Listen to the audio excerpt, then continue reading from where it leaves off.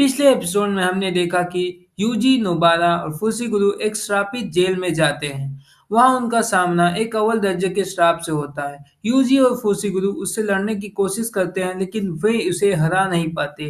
वो श्राप बहुत ही ताकतवर था। फिर यूजी फुसिगुरु कहता है तुम नोबारा को लेकर बाहर चले जाओ और बाहर जाकर मुझे एक इशारा कर देना। यूजी की हालत बहुत खराब थी। वो श्राप उसे पीट पीट कर मारने ही वाला था। फिर यूजी सुकुना को समन कर देता है। सुकुना उस श्राप को हरा देता है, उसको काट कर अपनी उंगली निकाल लेता है और फिर हंसता है। अब हम आगे देखते हैं। एपिसोड के शुरुआत में हम देखते हैं सुकुना खड़ा होकर बोलता है, अबे बेवकूफ, तुझे बाहर आना है तो आ जाओ। हम देखते हैं फुसिगुरु यूजी का इंतजार कर रहा होता है और तभी छलावा भी गायब हो जाता है। वो सोचता है अब बस यूजी वापस आ जाए। तभी अचानक से सुकना उसके पीछे आकर खड़ा हो जाता है और बोलता है, अफसोस की बात है लेकिन अब वो वापस नहीं आएगा। वो बोलता है, बिना किसी डील के मुझे इस्तेमाल करने का अंजाम यही होना था। फिर सुकना अपने कपड़े फाड़ कर यूजी के शरीर को इंजर्ड कर रहा होता है। वह उसके शरीर से उसका दिल बाहर निकाल देता है। फिर सुकना यूजी के हार्ट को फेंक देता है और तीसरी उंगली भी खा लेता है। सुकना बोलता है, अब मैं आजाद हूँ। वो फुसिगुरु को मारने की धमकी देता है। फुसिगुरु बोलता है, यूजी वापस जरूर आएगा, चाहे तुम उसे मार क्यों न दो। वो ऐसा ही है। सुकना बोलता है, वो ऐसा नहीं है। वो तो एक डरपोक है जो मरने से पहले डर कर कांप रहा था। मुझे पता है उसमें जान देने की हिम्मत नहीं है। फिर फुसिगुरु अपनी टेक्निक का यूज करके सुकना पे अटैक कर देता है। सुकना उसके सारे अटैक को आसानी से डॉज कर रहा था। सुकना उसके साथ खेल रहा था। सुकना उसे एक पंच मारता है और शापित शक्ति का इस्तेमाल करने को कहता है और उसे हवा में उठाकर फेंक देता है और एक जोरदार किक मारता है। फुसिगुरु का समनिंग बर्ड उसे पकड़ लेता है लेकिन सुकना फिर भी उन्हें एक खतरनाक पंच मारता है। फुसिगुरु सोचने लगता है कि अब वह क्या करे। वो अपने शिकिगामी पक्षी को वापस भेज देता है। सुकना फुसिगुरु को टेक्निक को समझ जाता है और बोलता है, तुम्हें शक्तियां मिलना ही बेकार है। छोड़ो कुछ भी हो जाए, लेकिन तुम इसे ठीक नहीं कर सकते। बेकार में जान गंवाने का खतरा क्यों उठा रहे हो? ये घमंडी इस लायक नहीं है। फिर फुसिगुरु सोचने लगता है। हमें एक लड़की को दिखाया जाता है। वो बोलती है, अगर मेरे पास ताकत होगी तो मैं उस ताकत से मेरे अपने का ख्याल रखूंगी। इस बात में कोई दो राय नहीं है कि वो कितनी अच्छी थी। वो सिर्फ खुशी की हकदार थी लेकिन सुमिगी को केवल दर्द मिला। मैं चाहता हूँ अच्छे लोगों का भला हो। वो बोलता है, इसलिए मैं जितना हो सके उतने लोगों को बचाता हूँ। यह सुनकर सुकना हंसते हुए बोलता है, अच्छा तो तुम इस वजह से अपनी जान दांव पे लगाना चाहते हो। वो अपने चारों तरफ कर्ज एनर्जी इकट्ठा कर लेता है और फिर से बोलता है, एक और बात जान लो, मैंने तुम्हें इसलिए बचाया था क्योंकि मैं तुम जैसे अच्छे इंसान को मरने नहीं दे सकता था। मैंने तुम्हें अपनी खुशी के लिए बचाया था। मैं कोई हीरो नहीं हूँ, मैं एक जुजुत्सु जादूगर हूँ, इसलिए मुझे तुम्हें बचाने का कोई पछतावा नहीं है। उसकी बात सुनकर यूजी वापस से सुकुना पे कंट्रोल कर लेता है। यूजी बोलता है, अब समझा, तुम तो बहुत ही स्मार्ट हो फुसिगुरु। तुमने सोच समझकर फैसला लिया। फिर हम देखते हैं यूजी के बॉडी से बहुत सारा खून बह चुका था। उसकी बॉडी अभी हील नहीं हुई थी। वो फुसिगुरु को सॉरी बोलता है और कहता है, मेरा खेल खत्म हुआ तो अब तुम नोबारा और गोजो सर मुझे परेशान नहीं कर पाओगे। वो जमीन पे गिर जाता है और फिर सीन चेंज होता है। हम एक कर्स को देखते हैं। वो एक आदमी से बात कर रहा होता है।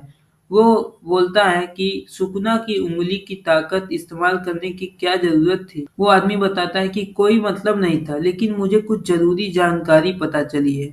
फिर वो आदमी होटल में रुकने जाता है। फिर हम देखते हैं यूजी की बॉडी लैब में पड़ी होती है। इजिची गोजो से कहता है, मैंने इन्हें कहा था कि अगर उस अव्वल दर्जे के श्राप से सामना हो तो भाग जाना।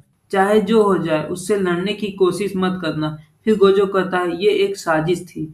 यूजी को तो बिल्कुल नहीं भेजना चाहिए था। मैंने हमारे सीनियर से बहस कर कर यूजी की मौत टलवाई थी। सीनियर्स को इस बात से दिक्कत थी। उन्होंने मेरे ना होने और उस हमले का फायदा उठाकर धोखे से यूजी को मरवा दिया। तभी वहां शोको आ जाती है। वो गोजो से कहती है, तुम कभी इतना इमोशनल नहीं होते। तब गोजो कहता है, वो इसलिए क्योंकि मैं एक अच्छा इंसान हूँ और अपने स्टूडेंट की फिक्र करता हूँ। शोको यूजी की बॉडी को देखती है और कहती है, अब मैं इसकी चीर फाड़ शुरू करूँ। गोजो कहता है, बस इसकी कुर्बानी बेकार न जाए। वो बोलती है, नहीं जाएगी, तुम तो मुझे जानते ही हो। उसके बाद हम देखते हैं नोबारा और फुसीगुरु उदास बैठे होते हैं। नोबारा बोलती है, काश तुम्हारी उम्र लंबी होती। वो फुसीगुरु से पूछती है, क्या पहली बार तुम्हारा कोई पार्टनर मरा है? फुसीगुरु जवाब देता है, पहली बार मेरी उम्र का कोई। वो बोलती है, तुम खुद को काफी अच्छे से संभाल रहे हो। फुसीगुरु कहता है, तुम भी। नोबारा बोलती है, मेरा क्या है, मैं तो उसे बस 2 हफ्तों से जान रही हूँ। फिर वहां एक लड़की आती है, उसका नाम माकी होता है। वो फुसीगुरु से पूछती है, क्या हुआ फुसीगुरु, आज कुछ बुझे बुझे लग रहे हो, कोई मर गया क्या? फुसीगुरु कहता है, जेनिन आप। वो बोलती है, मुझे मेरे सरनेम से मत बुलाओ। उसके साथ एक पांडा और एक लड़का भी था। वो पांडा बोलता है, तुम्हें नहीं पता, एक फर्स्ट ईयर स्टूडेंट की मौत हो गई है। वो मुंह बनाकर कहती है, तो मुझे पहले बताना चाहिए था ना। अब इन लोगों को क्या लगेगा कि मैं एक बेरहम पत्थर दिल इंसान हूँ। पांडा कहता है, हाँ पक्का लगेगा। नोबारा पूछती है, अब ये लोग कौन है? फुसीगुरु कहता है, ये सेकेंड ईयर के सीनियर्स हैं। वो बताता है, माकी जेनिन शापित औजारों को यूज करने में माहिर है। सैलमान दो दोशी इनुमाकी शापित मंत्रों में माहिर। और ये पांडा है। एक और स्टूडेंट है, यूता ओकोत्सो। एक वही है जिनकी मैं सच्चे दिल से इज्जत करता हूँ।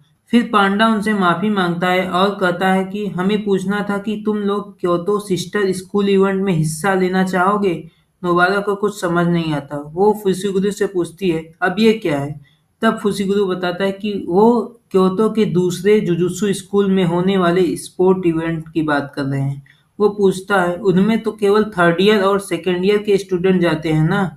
तब माकी बताती है, थर्ड ईयर वाले बेवकूफ हैं, अभी स्कूल से सस्पेंड हुए हैं, इसलिए तुम्हें हिस्सा लेना होगा। नोबारा पूछती है, इसमें कौन से गेम होंगे? पांडा बताता है कि एक्सचेंज इवेंट में क्योतो और टोक्यो दोनों स्कूल के प्रिंसिपल एक एक कंपटीशन तय करते हैं और हम स्टूडेंट के बीच 2 दिन का मुकाबला होता है। लेकिन ऐसा सिर्फ रिकॉर्ड में लिखा गया है, जबकि हर साल पहले दिन टीम बैटल्स होती हैं और दूसरे दिन सिंगल बैटल। नोबारा पूछती है, क्या हम दूसरे जुजुत्सु जादूगरों से लड़ेंगे? तब माकी कहती है, वो जुजुत्सु बैटल होगी जिनमें जान लेने के अलावा सब चलेगा। पांडा कहता है, हम तुम्हें अच्छे से ट्रेन करेंगे ताकि तुम मर न जाओ।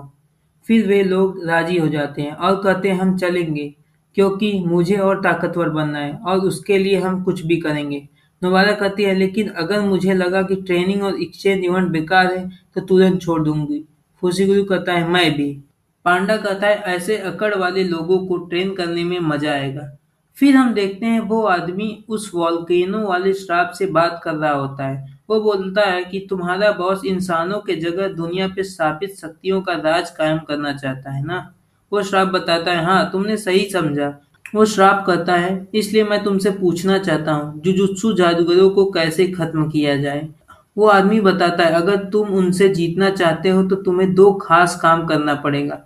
पहला, तुम्हें कुछ भी करना है ताकि सातोरु गोजो लड़ने लायक ना रहे, और दूसरा, र्योमन सुकुना और यूजी इतादोरी को अपने साथ मिला दो। वो श्राप कहता है, यूजी तो मर गया था ना? वो आदमी कहता है, नहीं, यूजी अभी जिंदा है। फिर हम यूजी को देखते हैं, उसके अंदर सुकुना बैठा होता है और बोलता है, बिना पूछे मेरे अंदर झांक रहे हो बेवकूफ, और हंसने लगता है। और इसी के साथ ये एपिसोड खत्म हो जाता है। अगर वीडियो पसंद आए तो लाइक करें, चैनल पे नए हो तो चैनल को सब्सक्राइब करें, बेल आइकन का बटन दबाना ना भूलें। मिलते हैं अगले वीडियो में, तब तक के लिए धन्यवाद।